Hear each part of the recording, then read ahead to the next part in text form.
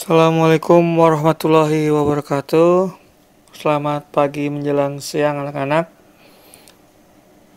Perkenalkan Bapak Fahrudin. Bapak di sini mengajar sebagai guru IPS ya. Salam kenal buat semua. Sekarang kita akan mempelajari tentang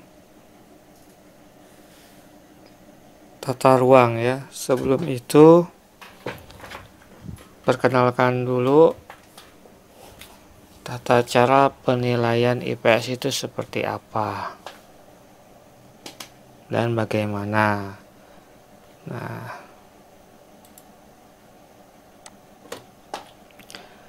sebelumnya bahwa IPS kelas 7 itu dibagi menjadi 4 bab.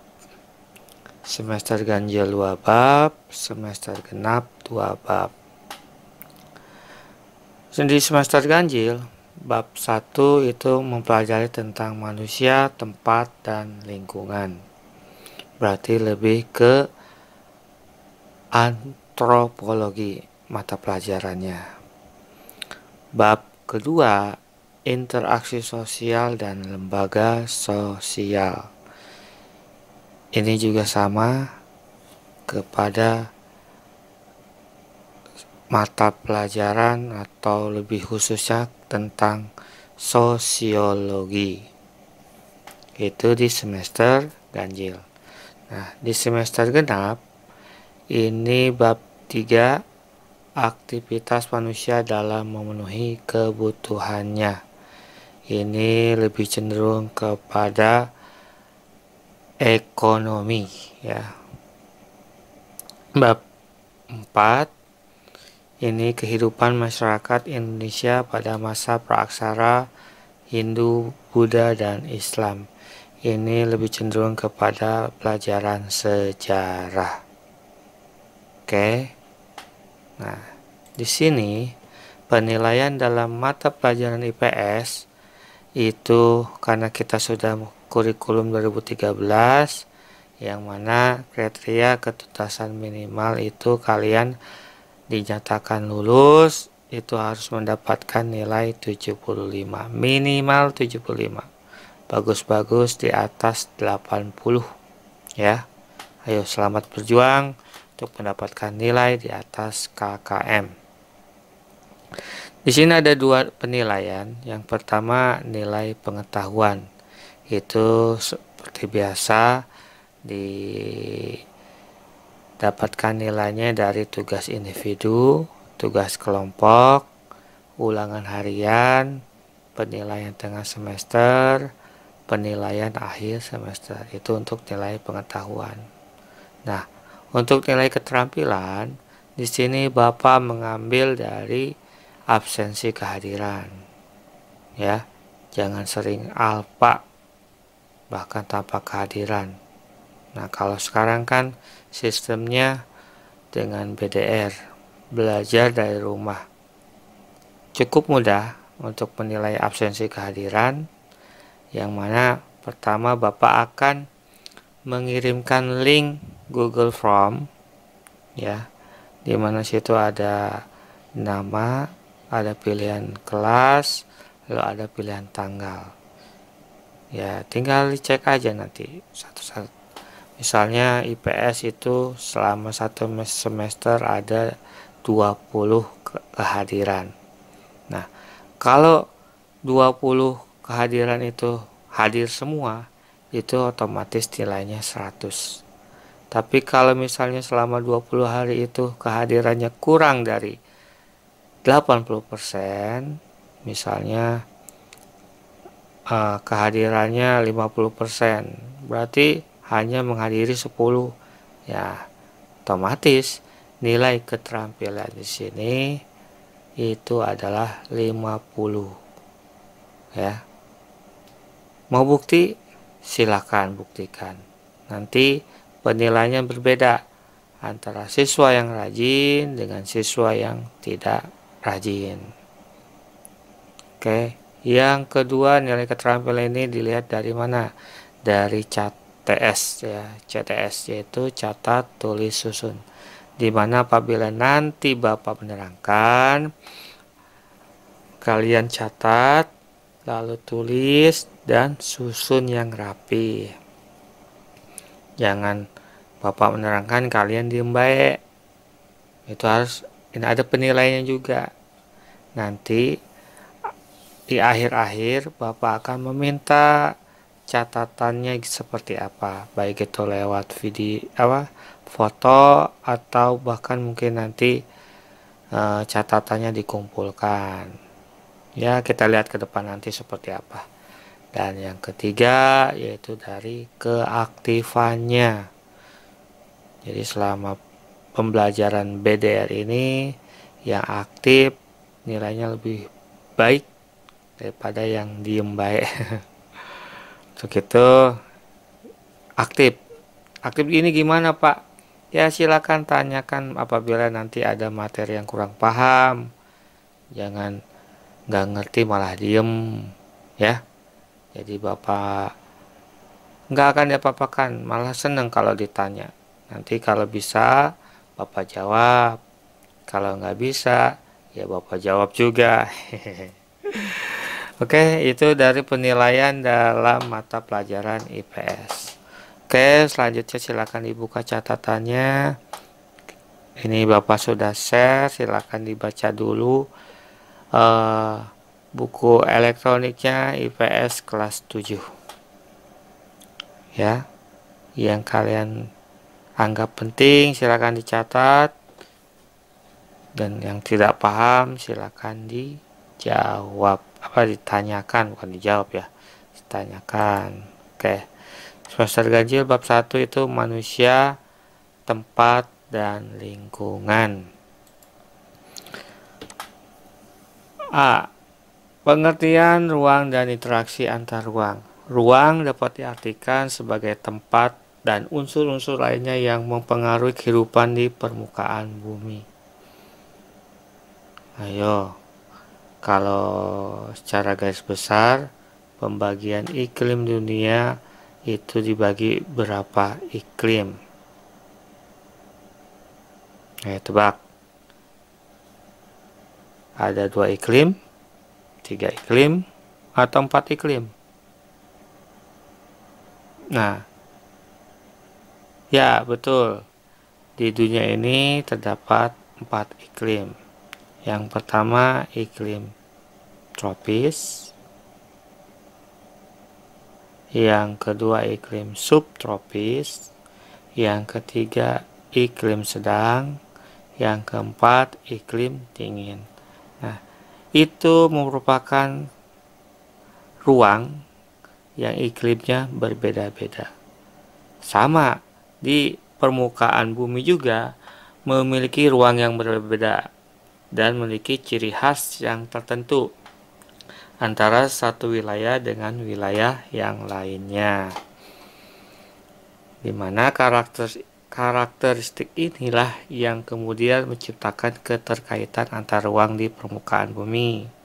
Contoh, oleh-oleh Sumedang apa?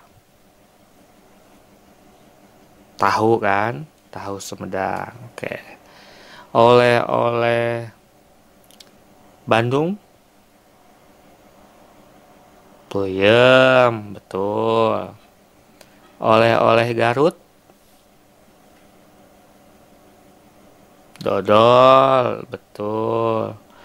Oleh-oleh Palembang, pempek, betul. Coba saya tanya, oleh-oleh Jogja, ayo, apa oleh-oleh Jogja? Bakpia, bener. Oke, nah itu. Jadi tiap wilayah itu punya ciri khas. Ini salah satu contoh dari makanan atau oleh-oleh. Tiap wilayah pasti berbeda-beda. Oke, lanjut. Sekarang Bapak tanya, pernahkah kalian pergi ke pasar atau toko swalayan? Jawabnya, pasti. Ya, pernah. Apakah semua barang yang dijual berasal dari daerah kalian? Hmm? Enggak kan? Coba yang tinggal di Depok, kira-kira sayuran yang ada di Depok sayuran apa? Wortel. Apa ada di Depok? Sawi, kacang panjang. Terus barang-barang apa saja yang dihasilkan dari daerah kalian? Coba, misalnya Sidamukti itu menghasilkan sayuran apa? Ada? Terus atau barang-barang yang didatangkan dari daerah lain? Misalnya kol. Ayo di daerah Celodong menghasilkan barang apa atau sayuran apa? Ayo tebak.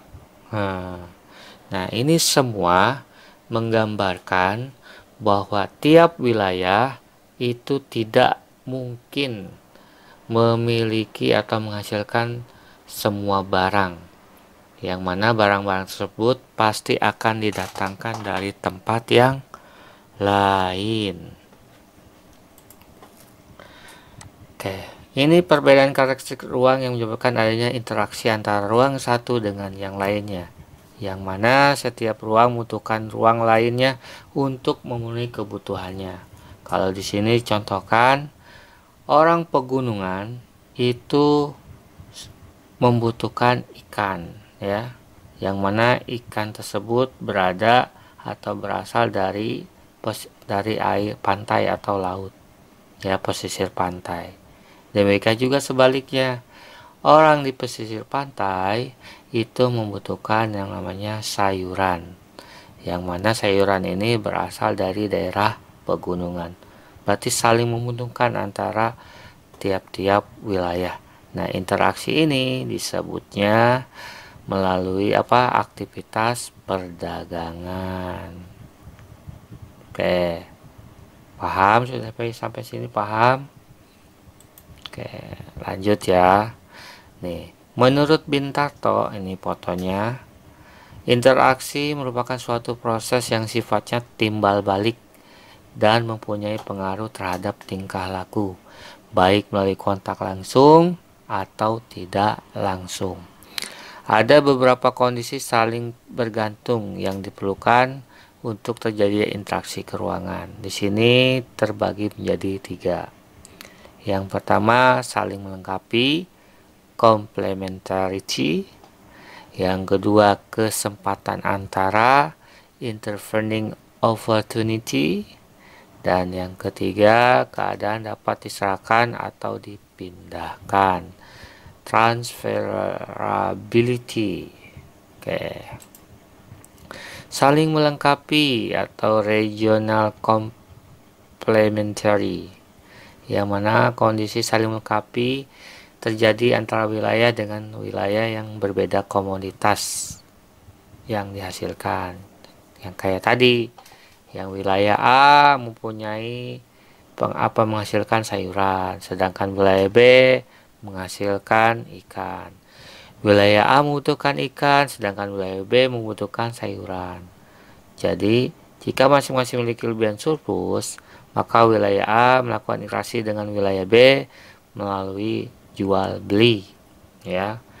Jadi yang wilayah A butuh sayuran, beli ke wilayah B. Wilayah B juga butuh ikan, beli di wilayah A. Paham sampai di sini? Ada pertanyaan? Tidak ada? Oke, kita lanjut ya. Yang kedua, kesempatan antara. Kesempatan antara ini bukan lokasi yang menawarkan alternatif lebih baik sebagai tempat asal maupun tempat tujuan, di mana jika seseorang akan membeli suatu produk, maka ia akan memperhatikan faktor jarak dan biaya. Contohnya, wilayah A biasanya membeli ikan ke wilayah B, namun kemudian diketahui ada wilayah yang juga menghasilkan ikan dengan jarak yang lebih dekat. otomatis wilayah A akan membeli ikan di wilayah C dengan faktor 1 lebih dekat, 2 lebih murah transportasinya. Maka para pembeli ikan di wilayah A akan beralih membeli ikan di wilayah C. Akibatnya, interaksi antara wilayah A ke wilayah B itu melemah. Ya, contohnya nih, waktu yang orang Cibinong pasti tahu, waktu belum ada CCM, ya, semua warga atau masyarakat Cibinong atau muda-mudi Cibinong kalau mau nonton bioskop itu larinya kemana? Ke Depok, ke Detos, ke ITC Depok, atau ke sono, ke Bogor kota, yaitu ke Botani Square atau Eka Lokasari. Nah, pas dibangunnya CCM, para pelanggan yang dulu nonton ke Detos, ke ITC itu beralih karena ada yang lebih dekat, yaitu CCM. Jadi nggak ke Detos, nggak ke Botani Square, nggak ke Eka Lokasari. Jadi pada nontonnya di CCM. Nah, itu salah satu contohnya. Sudah mah deket, harganya mungkin lebih murah atau sama. Belum pernah nonton lagi ya. Nah, itu sebagai contoh kesempatan antara. Nah, yang ketiga yaitu kemudahan transfer. Pengangkutan barang atau juga orang memerlukan biaya. Biaya yang terjadi interaksi tersebut harus lebih rendah dibandingkan dengan keuntungan yang diperoleh. Jika biaya tersebut terlalu tinggi dengan keuntungannya, maka interaksi antar uang tidak akan terjadi. Kemudahan transfer dan biaya yang diperlukan juga sangat tergantung pada ketersediaan infrastruktur, sarana dan prasarana yang menghubungkan daerah asal dan tujuan. Oke, gimana dari sini yang mau tanyakan? Kalau ada yang mau tanyakan, silakan di chat. Apa pertanyaannya? Nanti insya Allah Bapak jawab.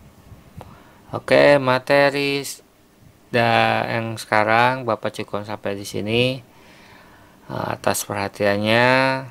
Assalamualaikum warahmatullahi wabarakatuh.